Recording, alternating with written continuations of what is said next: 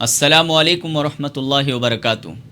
فقہ حنفی کی مشہور و معروف کتاب قدوری، جو لگ بھگ تمام مدارس اسلامیہ میں علی الخصوص حنفی المسلک کے مدارس اسلامیہ میں اس کو پڑھائی جاتی ہے، اور یہ درس نظامی کا ایک اہم ترین حصہ ہے۔ اس کے درس کے سلسلے کا آغاز آج سے کیا جا رہا ہے۔ اللہ رب العزت اس سلسلے کو قائم و دائم فرمائے اور یہ امت کے لیے اس سلسلے کو نفع بخش بنائے اور ہم سبوں کے لیے ذخیرہ آخرت بنائے۔ کتاب شروع ہو رہی ہے کتاب الطہارتی، طہارت کی کتاب۔ عام طور پر کسی بھی فقہ کی کتاب کو اٹھا کر آپ پڑھیں گے تو فقہاء اکرام نے اپنی جو کتاب کو جو شروع کرتے ہیں وہ طہارت کے باب سے شروع کرتے ہیں۔ وجہ اس کی کیا ہے؟ اس کی ایک بڑی وجہ یہ ہے اور ایک بہترین وجہ یہ ہے کہ اللہ رب العزت نے انسان اور جنات کے تعلق سے یہ ارشاد فرمایا، وما خلقت الجن والانس الا لیعبدون، ہم نے انسان اور جنات کو صرف میری عبادت ہی کے لیے پیدا کیا ہے۔ تو ایک وہ انسان جو ایمان قبول کر لے، اسلام لے آئے، یا وہ بچہ یا بچی، وہ مرد یا عورت جو بالغ ہو جائے، تو سب سے پہلے ان لوگوں پر جو فرض ہوتا ہے وہ ہے نماز۔ اور نماز بغیر طہارت کے، بغیر وضو کے یہ ہوتی ہی نہیں ہے۔ جس انسان پر غسل فرض ہے یا جس انسان کے اوپر وضو فرض ہے، اگر انہوں نے غسل نہیں کیا یا وضو نہیں کیا تو یہ نماز کو شروع نہیں کر سکتے ہیں۔ تو نماز اہم العبادہ ہے، سب سے اہم ترین عبادت ہے، ایمان کے بعد سب سے پہلا فرض ہونے والی عبادت ہے۔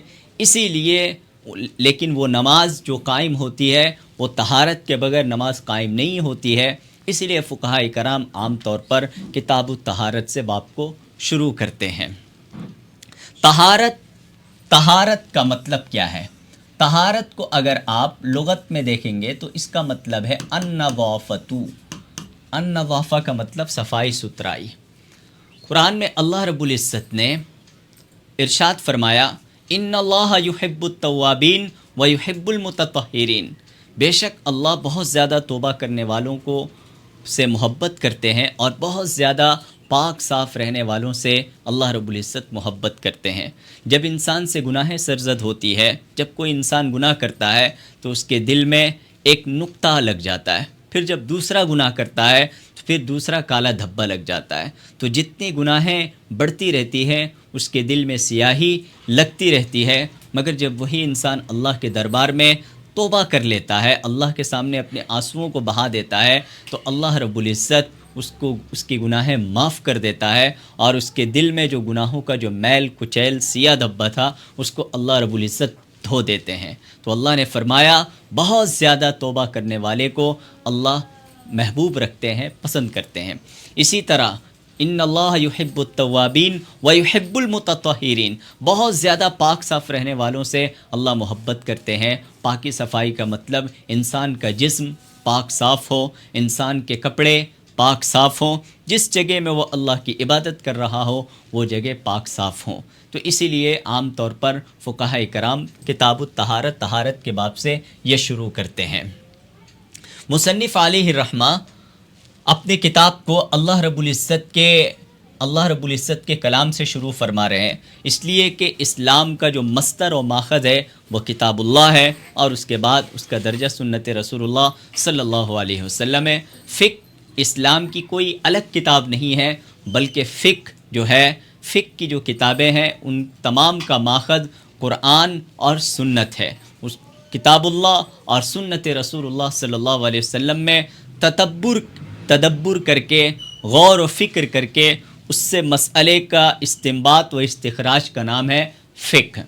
تو مصنف علیہ رحمہ سب سے پہلے اللہ رب العزت کے اس کلام سے اپنے کتاب کو شروع فرما رہے ہیں۔ اللہ نے فرمایا، قال اللہ تعالی، اللہ تعالیٰ نے ارشاد فرمایا، یا ایھا الذین آمنوا اذا قمتم الی الصلاۃ، اے ایمان والو جب تم نماز کے لیے کھڑے ہو، فاغسلوا وجوہکم، تو اپنے چہروں کو دھو لو، وایدیکم الی المرافق، اور اپنے ہاتھوں کو کوہنیوں سمیت دھو لو، وامسحوا برؤوسکم، اور اپنے سروں کا مسح کر لو، وارجلکم الی الکعبین، اور اپنے پاؤں کو ٹخنوں سمیت دھو لو۔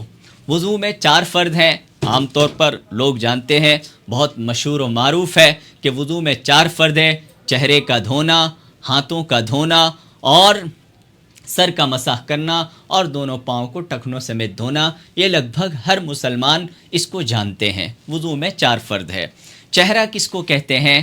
چہرہ کہتے ہیں پیشانی کے بالوں سے ٹھوٹی کے نیچے تک، ایک کان کی لو سے دوسرے کان کی لو تک، یہ جو پورا حصہ ہے، یہ جو پورا گول دائرہ ہے، اس کو کہا جاتا ہے چہرہ۔ تو وضو میں چہرے کا دھونا فرض ہے۔ اسی طرح وضو میں دونوں ہاتھوں کا کوہنیوں سمیت دھونا فرض ہے۔ اسی طرح وضو میں سر کا مسح کرنا فرض ہے۔ اسی طرح وضو میں دونوں پاؤں کا ٹخنوں سمیت دھونا فرض ہے۔ اب اس کے تحت میں علماء کرام نے چند جدید مسائل کا تذکرہ فرمایا ہے۔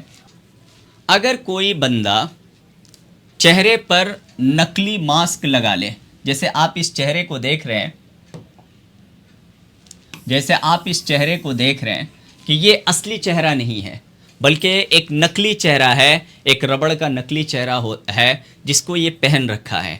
اگر کوئی انسان اس طرح نقلی چہرے کو اپنے اوپر لگا لے اور جب نماز کا وقت آئے تو اس سے وہ وضو کر لے، تو اسی اوپر والے چہرے کو دھو لے، تو کیا اس کا وضو ہو جائے گا؟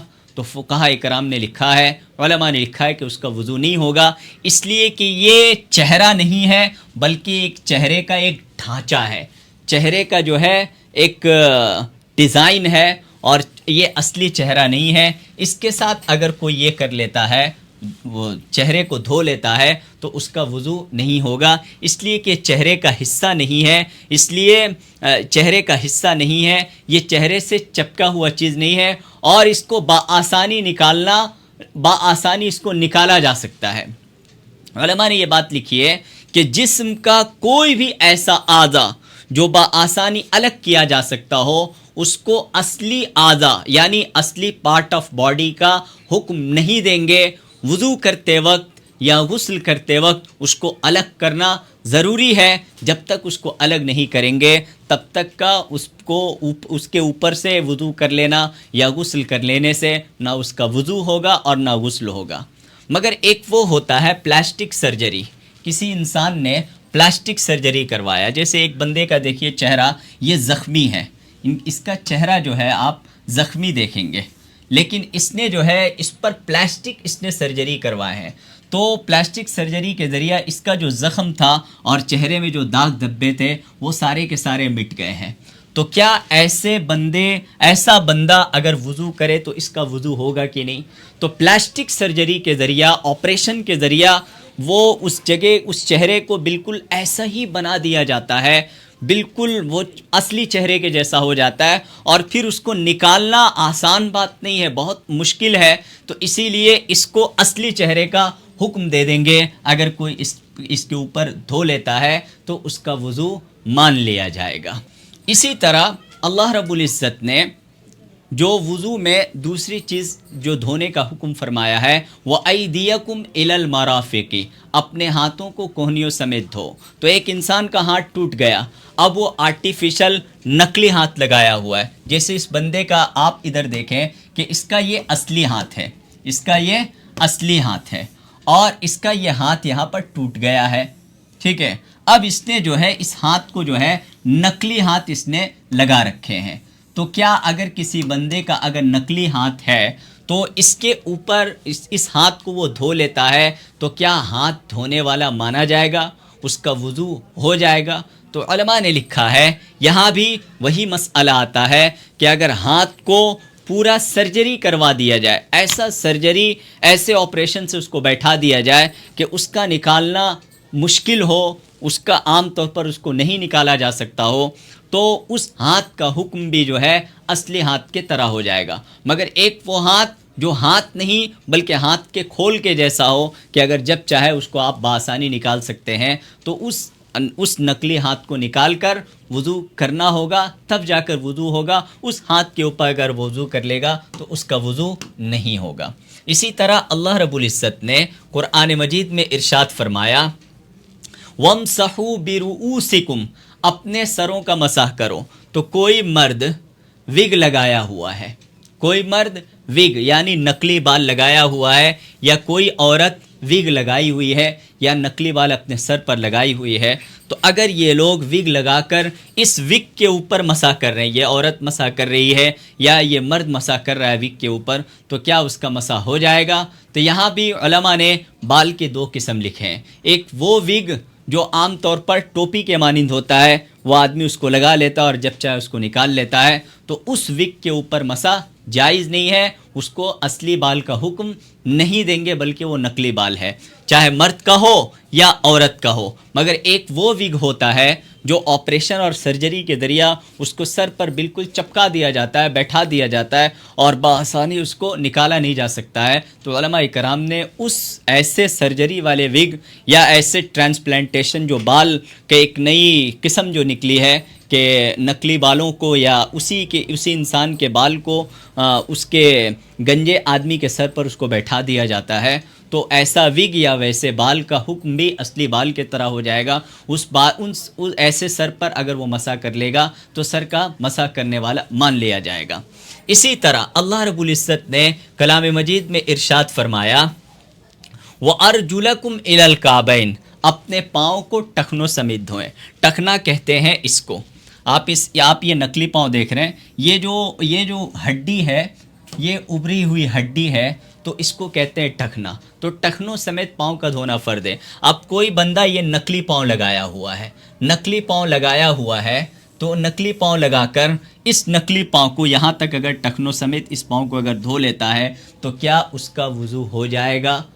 اس کا وضو نہیں ہوگا، اس لیے کہ یہ پاؤں ایسا ہے اس کو بآسانی نکالا جا سکتا ہے۔ ہاں، ڈاکٹروں نے آپریشن کے ذریعہ، جیسے کہ آج کل کی نئی ٹیکنالوجی کا ایجاد ہوا ہے، آپریشن کے ذریعہ اس کے ٹوٹے ہوئے پاؤں، جو اس کے پاؤں الگ ہو گئے تھے، ایک دوسرے ایسے پاؤں کے ساتھ اس کو ایسا سرجری آپریشن کے ذریعہ جوڑ دیا ہے کہ اب اس پاؤں کا الگ ہونا مشکل ہے، تو پھر اس پاؤں کا حکم بھی اصلی پاؤں کے مانند ہے۔ اب وہ بندہ اس سرجری سے فٹ کیے ہوئے پاؤں کو اگر وہ دھو لیتا ہے تو اس کا پاؤں بھی تو پاؤں کو دھونے والا مانا جائے گا۔ تو اس سے یہ بات سمجھ میں آ رہی ہے وَأَرْجُلَكُمْ إِلَى الْكَعْبَيْنِ۔ اسی طرح چہرے میں ایک چیز آتی ہے، ہاتھ جب انسان دھوتا، اسی طرح ہاتھ جب انسان دھوتا ہے تو چونکہ وضو میں ایک شرط یہ بھی ہے کہ ہمارے اعضائے وضو میں کسی ایسے چیز کا نہ لگا ہوا ہو کہ جو چیز چمڑے تک پانی پہنچنے میں مانع ہو، چمڑے تک جس میں پانی نہ پہنچتا ہو۔ جیسے آپ یہ دیکھ رہے ہیں، یہ ووٹنگ روشنائی ہے، جب ہم الیکشن کے موقع پر جب ہم ووٹ ڈالنے جاتے ہیں تو پھر وہ وہاں کے جو کرمچاری ہوتے ہیں وہ ہمارے ہاتھوں میں ایک تیز روشنائی لگاتے ہیں جو کئی دنوں تک رہتا ہے، تو کیا اس روشنائی کے ہوتے ہوئے وضو ہو سکتا ہے؟ علماء نے لکھا ہے کہ اس کا وضو ہو سکتا ہے، اس لیے کہ یہ جو روشنائی ہے یہ روشنائی ایسی نہیں ہے جو چمڑے تک پانی پہنچنے میں خلل ڈالے یا چمڑے تک پانی کو نہ پہنچائے، ایسی روشنی نہیں ہے، اس کے رہتے ہوئے بھی آپ وضو کر سکتے ہیں۔ اسی طرح ناخن پالش، ایک عورت ناخن پالش لگاتی ہے، کیا ناخن پالش لگا کر اگر وہ وضو کرتی ہے تو اس کا وضو ہو جائے گا؟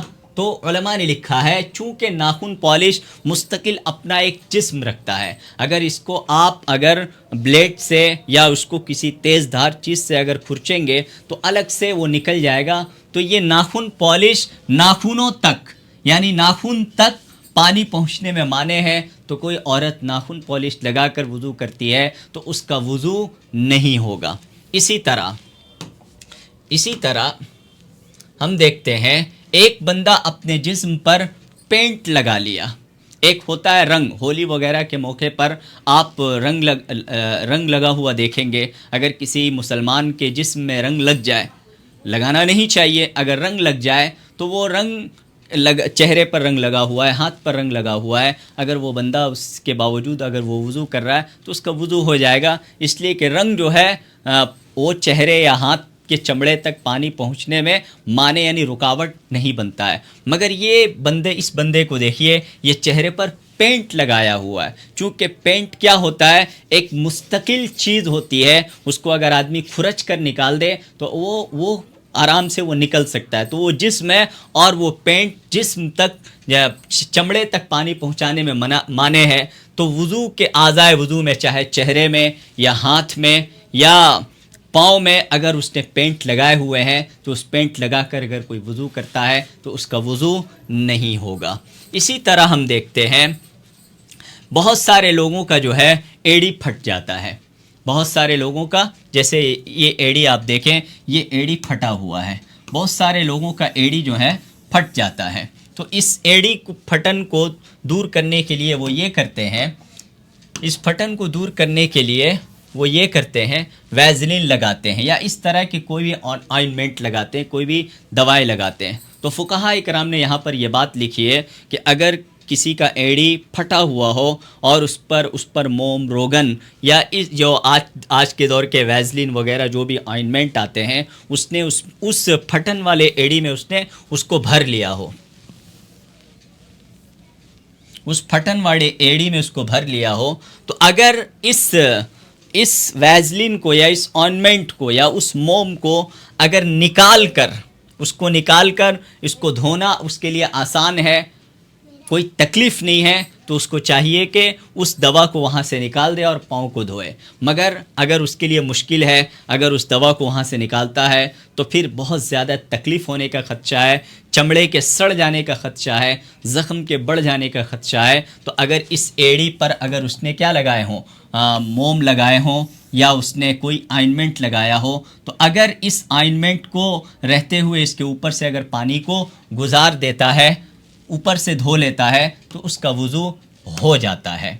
اسی طرح بہت ساری عورتیں کو آپ دیکھے ہوں گے، زیب و زینت کے خاطر وہ لپسٹک لگاتی ہیں. علماء نے لپسٹک کی 2 قسمیں لکھی ہیں. عام طور پر ایک وہ لپسٹک ہوتا ہے جس کی حیثیت فقط ایک رنگ کی ہوتی ہے، جو چہرے میں فقط رنگت پیدا کرتی ہے، وہ بہت ہلکی مقدار میں ہوتی ہے. اگر ایسی لپسٹک لگا کر کوئی عورت وضو کر رہی ہے تو اس کا وضو ہو جائے گا. مگر ایک وہ لپسٹک جو بالکل ایک جسامت رکھتا ہے، پینٹ کی طرح اس کی حیثیت ہے، یعنی اگر اس لپسٹک کو اگر آپ جو ہے اس لپسٹک کے اوپر پانی ڈالیں گے تو ہونٹ کے جو چمڑے ہیں اس تک وہ جو ہے وہ ہونٹوں کو وہ تر نہیں کرے گا، بلکہ لپسٹک کے اوپر ہی اوپر پانی رہے گا. تو ایسے لپسٹک کے ساتھ اگر کوئی عورت وضو کرتی ہے تو اس کا وضو نہیں ہوگا. اسی طرح اگر آج لینس کا دور ہے، پہلے چشمہ نکلا کرتا تھا، جیسے میں چشمہ پہنا ہوا ہوں. بہت سارے لوگ چشمہ نہیں پہنتے ہیں بلکہ آنکھوں میں وہ لینس لگا لیتے ہیں. لینس کہتے ہیں وہ جو آنکھوں کی جو یہ جو پٹلی ہے، یہ جو آنکھوں کی جو پٹلی ہے، یہ جو آنکھوں کی جو گول پٹلی ہے، یہ ہے لینس. اس کو اس کے اوپر فٹ کر دیا جاتا ہے، جو بہت غور سے دیکھنے سے پتہ چلتا ہے کہ اس نے جو ہے آنکھوں میں لینس لگایا ہوا. بلکہ آج کل اتنی باریک لینس آ گئی ہے کہ آدمی غور سے بھی دیکھے تو پتہ نہیں چلتا ہے جب تک وہ خود نہ بولے کہ میں لینس لگایا ہوا ہوں. تو اگر یہ کوئی بندہ لینس لگا کر وضو کر رہا ہے تو کیا اس کا وضو ہو جائے گا؟ محترم، اس کا وضو ہو جائے گا، اس لیے کہ وضو میں آنکھوں کے اندر کے حصے کو دھونا فرض نہیں ہے. اسی طرح علماء نے لکھا ہے، ایک بندہ سر پر مہندی لگایا ہوا ہے یا عورت ہاتھ پر مہندی لگائی ہوئی ہے، تو اس مہندی کا کلر سر پر آ گیا، اس مہندی کا کلر عورت کے ہاتھ اور پاؤں پر آ گئے، تو کیا اگر وہ عورت یا مرد وضو کیا تو یا مسح کیا تو وضو ہو جائے گا؟ تو ہاں، اس کا وضو ہو جائے گا. اس لیے کہ مہندی میں فقط رنگت آتی ہے، اس کے وجہ سے جو ہے وہ چمڑے تک پانی پہنچنے میں رکاوٹ، وہ مہندی کا رنگ نہیں بنتا، نہ چاہے وہ مہندی کا رنگ بالوں میں ہو یا وہ مہندی کا رنگ چمڑوں میں ہو، ہاتھ میں ہو یا پاؤں میں ہو. مگر ایک وہ مہندی جیسے اس بندے کو آپ دیکھیے کہ ابھی سروں پر یہ مہندی لگایا ہوا ہے اور اس کے سر پر وہ مہندی کے جو جسامت ہے اس کو اس نے چھڑایا نہیں ہے، بلکہ اس مہندی کو ایسا لگایا ہوا ہے اور یہ مہندی تھوڑی دیر میں سوکھ جاتی ہے، سوکھ کر ایک پاپڑ کے جیسا ہو جاتی ہے. اب اس کے اوپر اگر کوئی بندہ اس کے اوپر اگر کوئی بندہ اگر مسح کرتا ہے تو کیا اس کا مسح ہوگا؟ تو علماء نے لکھا ہے کہ اس کا مسح نہیں ہوگا، اس لیے کہ چونکہ یہ مہندی سوکھ جانے کے بعد یہ اس کے ہاتھ کی جو تری ہے وہ سر کے بالوں تک پہنچنے میں وہ مہندی رکاوٹ بنے گی۔ یہ کچا مہندی جو ابھی مہندی کا رنگت نہیں ہے، ابھی فی الوقت ابھی مہندی کے جسم اس کے سر پر باقی ہے، تو ایسی صورت میں اگر وہ وضو مسح کرتا ہے تو اس کا مسح نہیں ہوگا۔ پہلے اس مہندی کو اچھے سے دھو لے، اس کے بعد اگر وہ مسح کرے تو پھر اس کا مسح ہوگا۔ اسی طرح آج کل ہیئر جیل ہے، مانے بالوں میں پہلے لوگ تیل لگایا کرتے تھے، زیتون کا تیل، ہمارے ہندوستان میں سرسوں وغیرہ کے تیل لگاتے ہیں، مگر آج کل بہت سارے ایسے جیل نکلے ہوئے ہیں۔ دیکھیے یہ کول یہ سیٹ ویٹ یہ جیل ہے، بالوں میں جیل لگاتے۔ کیا کوئی بندہ بالوں میں جیل لگایا ہوا ہے اور اس پر مسح کر رہا ہے تو کیا اس کا مسح ہو جائے گا؟ ہاں، اس کا مسح ہو جائے گا، اس لیے کہ جیل جو ہے وہ بالوں میں ہاتھ کی تری پہنچنے میں، بالوں میں رکاوٹ نہیں بنتا ہے، تو وہ بندہ وضو کر سکتا ہے۔ اسی طرح بہت سارے بندے جو ہے بالوں میں ڈائی کرواتے ہیں، یعنی بالوں کو رنگ کرواتے ہیں، بالوں میں خضاب لگاتے ہیں۔ بالوں میں جب انہوں نے خضاب لگا لیا ہے تو ایک بال میں رنگت آ گئی، تو کیا اس خضاب کے رہتے ہوئے اگر وہ بالوں پر مسح کریں گے، سر پر مسح کریں گے، سر پر بال ہے اس پر مسح کریں گے تو اس کا مسح ہوگا؟ تو محترم اس کا مسح ہو جائے گا، اس لیے کہ اس کی بھی وہی حیثیت ہے جیسے مہندی کی حیثیت ہے کہ کوئی بندہ مہندی لگایا اور اس کو دھو لیا تو مہندی کی رنگت چڑھ جاتی ہے اور مہندی کا رنگ پانی پہنچنے میں رکاوٹ نہیں بنتا ہے، تو اسی طرح یہ ڈائی اور خضاب پانی پہنچنے میں رکاوٹ نہیں بنتا ہے۔ تو ہم نے اللہ رب العزت کے اس حکم کے تحت میں ہم نے بہت سارے نئے مسائل کو یہاں پر جان لیے۔ تو مصنف علیہ رحمہ فرما رہے ہیں ففرض الطہارتی، پس طہارت کا فرض غسل الاعضاء الثلاثتی، تینوں اعضاء کو دھونا ہے، ومسح الرأس، اور سر کا مسح کرنا ہے، والکعبان والمرفقان یدخلان فی فرض الغسل، اور دونوں ٹخنے اور دونوں کوہنیاں یہ دھونے کے فرض میں داخل ہوں گے۔ یعنی اللہ رب العزت نے جہاں ہاتھ کا حکم فرمایا وہاں کوہنیوں کا تذکرہ فرمایا، جہاں پاؤں کا حکم فرمایا، پاؤں دھونے کا حکم فرمایا، وہاں ٹخنوں کا حکم فرمایا۔ تو اس سے علماء نے یہ بات لکھی ہے کہ پاؤں کو کہاں تک دھونا فرض ہے کہ ٹخنے کے کچھ اوپری حصے تک دھونا فرض ہے۔ ہاتھ کو کہاں تک دھونا فرض ہے؟ یہ کوہنیوں کے اوپر تک کا حصہ دھونا فرض ہے۔ پھر علماء نے ایک بات لکھی ہے والمفروض، اچھا سر کا مسح کرنا ایک بہت بڑا نزاعی مسئلہ ہے، علماء کا اس پر بڑا شدید اختلاف ہے۔ بعض علماء کہتے ہیں پورے سر پر مسح کرنا فرض ہے۔ حنفی المسلک میں امام حنیفہ رحمۃ اللہ علیہ کہتے ہیں کہ 1/4 حصے کا بھی اگر آپ مسح کر لیں تو ہو جائے گا۔ ایک طرف امام شافعی کہتے ہیں کہ اگر 3 بال کے بر بھی اگر کوئی مسح کر لیتا ہے تو اس کا مسح ہو جائے گا۔ تو ہمارے نزدیک مصنف فرما رہے ہیں والمفروض فی مسح الرأس مقدار الناصیتی، اور سر کے مسح میں جو فرض ہے وہ پیشانی کے بقدر ہے، وہ ہوا ربع الرأس، اور وہ 1/4 حصہ ہے۔ یعنی پورے سر کو اگر 4 حصوں میں پورے، مثلا یہ پورا سر ہے، اگر اس کو 4 حصوں میں تقسیم کر دیا جائے تو اگر کوئی بندہ ایک حصے کو اگر مسح کر لیتا ہے، ایک حصے میں اگر مسح کر لیتا ہے تو اس کا مسح مانا جائے گا، تو اس کا مسح ہو جائے گا۔ بھائی اس کی کیا دلیل ہے؟ اس لیے کہ ایک ہے اللہ رب العزت کا حکم اور دوسرا ہے نبی علیہ السلام کا اس حکم پر عمل کرنا۔ تو اللہ کے رسول صلی اللہ علیہ وسلم کی ایک دلیل کا ذکر فرما رہے ہیں کہ لما روی عن المغیرۃ بن شعبہ رضی اللہ عنہ ان نبی صلی اللہ علیہ وسلم اتا سباتۃ قوم فبال وتوضأ، اس لیے کہ مغیرہ بن شعبہ رضی اللہ عنہ سے مروی ہے کہ اللہ کے رسول صلی اللہ علیہ وسلم قوم کے کوڑے کرکٹ کے پاس آپ تشریف لاتے ہیں تو آپ وہاں پیشاب فرماتے ہیں اور آپ نے وضو کیا، ومسح علی ناصیتہ وخفیہ، اور آپ نے اپنے پیشانی پر مسح کیا اور اپنے دونوں موزوں پر مسح کیا۔ تو یہ جو ناصیہ جو ہے، ناصیہ کا مطلب یعنی سر کا اوپری حصہ اس سے علماء نے استدلال کیا ہے کہ اگر سر کے چوتھائی حصے پر بھی اگر کوئی مسح کر لیتا ہے تو اس کا وضو ہو جائے گا، اس کا وضو کیا ہو جائے گا؟ ہو جائے گا، اس کا مسح ہو جائے گا۔ یہاں تک بات ہوئی اعضائے وضو کو یہاں تک بات ہوئی وضو کے فرائض کے تعلق سے کہ وضو میں جو 4 فرض ہیں اس کے تعلق سے یہاں پر بات ہوئی۔ اب مصنف فرماتے ہیں وَسُنَنُ الطَّہَارَةِ، اور طہارت کی سنت، یہاں طہارت سے مراد وضو ہے، وضو کی سنتیں، اس لیے کہ فرض جو ہے وہ تعمیل کا نام ہے، یعنی اللہ رب العزت کے حکم کو پورا کرنے کا نام ہے، اور سنت جو ہے وہ تکمیل کا نام ہے، یعنی اللہ کے حکم کو مکمل کرنے کا نام ہے، اور مستحبات و آداب ہے تزیین کا نام ہے، یعنی اللہ رب العزت کے حکم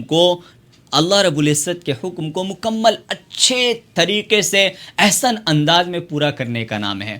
تو جب تک ہم سنت پر عمل نہیں کریں گے تو اللہ کے حکم کو مکمل طور پر ہم عمل نہیں کر سکتے۔ تو وضو میں کیا فرائض ہیں وہ آپ نے سیکھ لیا، اس کے تحت میں چند نئے مسائل بھی آپ جان چکے ہیں۔ اب ہم پڑھیں گے وہ سنن الطہارتی، اور وضو کی سنتیں۔ وضو کی سنتیں غسل الیدین قبل ادخالہما الاناء ثلاثا، کہ دونوں ہاتھوں کا دھونا، ان دونوں ہاتھوں کا 3 مرتبہ دھونا، ان ہاتھوں کو برتن میں ڈالنے سے پہلے۔ الحمدللہ آج ہم بہت سہولیات کے دور سے گزر رہے ہیں، کہ جس دور میں ہمارے اس دور میں نلوں کا جو ہے ایک بہت بڑا، ہمارے دور میں ہم نلوں کا استعمال کرتے ہیں، لیکن پہلے جو ایسا ہوتا تھا کہ نل کا یہ سلسلہ نہیں تھا، بلکہ بڑی دور دراز سے لوگ پانی لایا کرتے تھے، کنویں کے ذریعے پانی نکالتے تھے اور اپنے گھر میں مٹکے میں یا ڈرم میں یا کسی بڑے برتن میں پانی کو اسٹاک رکھتے تھے۔ تو اللہ کے رسول صلی اللہ علیہ وسلم کے یہ آداب ہے، اذا استيقظ المتوضئ من نومه، جب وضو کرنے والا اپنے نیند سے بیدار ہو تو سب سے پہلے اپنے دونوں ہاتھوں کو گٹوں تک دھوئے، اس لیے کہ اللہ کے رسول صلی اللہ علیہ وسلم نے ارشاد فرمایا کہ پتہ نہیں اس کی رات اس کے ہاتھ نے کہاں گزارے ہیں، یعنی رات سوتے وقت میں جسم کے کسی ایسے حصے میں اس کا ہاتھ پہنچ گیا ہو یا کسی ایسے جگہ میں اس کا ہاتھ پہنچ گیا ہو جس کی وجہ سے اس کے ہاتھ میں ناپاکی لگ گئی ہو۔ اگر وہی بندہ صبح اٹھا اور اٹھ کر جو ہے برتن پر، اس مٹکے پر یا اس ڈرم پر یا اس برتن پر جس میں پانی بھرا ہوا ہے اس میں ڈال دیا، اگر اس کے ہاتھ میں ناپاکی لگا ہو تو وہ کیا چلا ہے، وہ ناپاکی کہاں، وہ ناپاکی پانی میں منتقل ہو جائے گا اور پورا پانی کیا ہو سکتا ہے، ناپاک ہو سکتا ہے۔ تو اسی لیے سنت یہ ہے کہ سب سے پہلے جب وضو کرنے والا نیند سے بیدار ہو تو سب سے پہلے جو ہے اپنے دونوں ہاتھوں کو ان برتن میں ڈالنے سے پہلے دونوں ہاتھوں کو دھو لے۔ وَتَسْمِيَةُ اللَّهِ تَعَالَى فِي ابْتِدَاءِ الْوُضُوءِ، وضو کے شروع میں بسم اللہ الرحمن الرحیم پڑھ لے۔ وضو کی تیسری سنت ہے وہ ہے مسواک، وَالسِّوَاكُ، اور کیا کرے، وہ مسواک کرے۔ مسواک کرنا یہ اللہ کے رسول صلی اللہ علیہ وسلم نے ارشاد فرمایا، اگر میری امت پر مشقت کا خوف خدشہ نہ ہوتا تو میں مسواک کو فرض قرار دے دیتا۔ مسواک کسے کہتے ہیں؟ یہ ہے میرے پاس مسواک، یہ ہے لکڑی کا مسواک، ٹھیک ہے، یہ مسواک یہ کرنا یہ سنت ہے وضو کے ابتدا میں۔ اگر کوئی بندہ اس لکڑی کے مسواک کو چھوڑ کر یہ ٹوتھ برش کا استعمال کرتا ہے، یعنی برش اور منجن کا استعمال کرتا ہے، کوئی برش کر لیتا ہے، تو کیا وہ مسواک کرنے والا ہوگا؟ علماء نے لکھا ہے کہ مسواک کی 2 حکمتیں ہیں۔ ایک حکمت یہ ہے کہ اللہ رب العزت کو راضی کرنا، دوسری حکمت یہ ہے منہ کی صفائی۔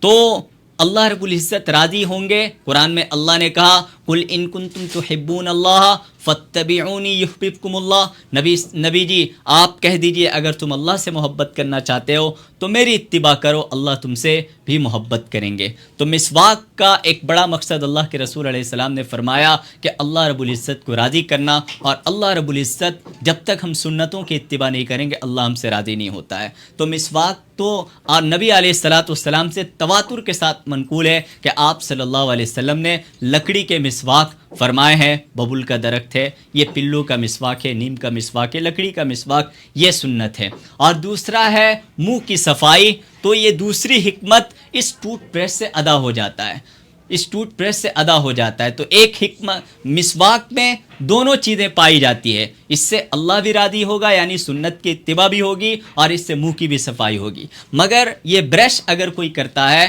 تو منہ کی صفائی تو اس سے ہو جائے گی، مگر سنت پر عمل کرنے والا یعنی برش کو مسواک کا بدل بالکلیہ آپ قرار نہیں دے سکتے۔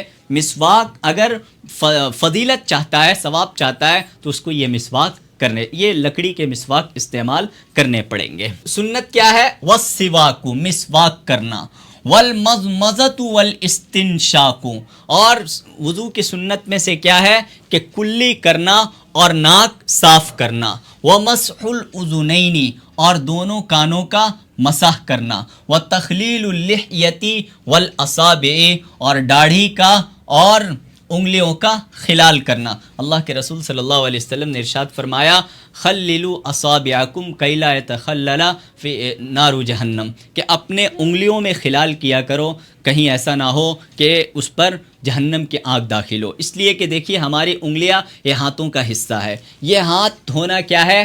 فرض ہے وضو میں۔ اگر فرض یہ ہاتھ میں کا اگر ایک بال کے برابر بھی اس ہاتھ میں اگر سوکھا رہ گیا تو ہمارا وضو نہیں ہوگا۔ تو اس وضو اس ہاتھ میں انگلیاں بھی ہے اور انگلیوں کے اندرونی حصہ بھی ہے۔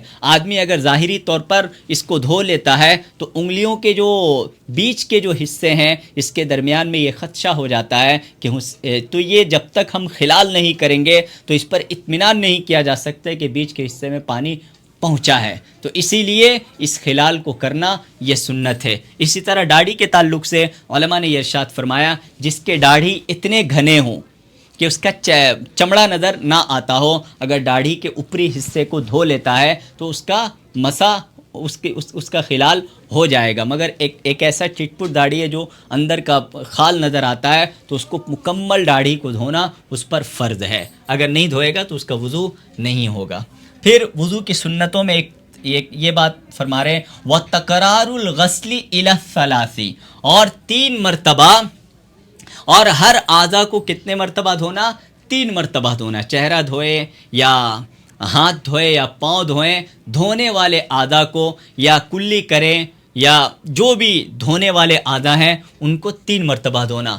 اس کے بعد فرما رہے ہیں یہ وضو کی سنتوں کا تذکرہ یہاں تک ہو گیا۔ اب یہاں سے وضو کے مستحبات کے بارے میں ارشاد فرما رہے ہیں وَيُسْتَحَبُّ لِلْمُتَوَضِّئِ أَن يَنْوِيَ الطَّهَارَةَ، اور وضو کرنے والے کے لیے مستحب ہے کہ وہ طہارت کی یعنی پاکی کی نیت کرے، وَيَسْتَوْعِبَ رَأْسَهُ بِالْمَسْحِ، اور اپنے سر کے مسح میں اور سر کے مسح میں استیعاب کرے۔ استیعاب کا مطلب مکمل سر کا مسح کرے، جیسے کہ شروع میں آپ جان چکے ہیں کہ اگر چوتھائی سر کا کوئی مسح کر لیتا ہے تو اس کا مسح ہو جائے گا، مگر مکمل سر کا مسح کرنا یہ سنت ہے، مستحب ہے۔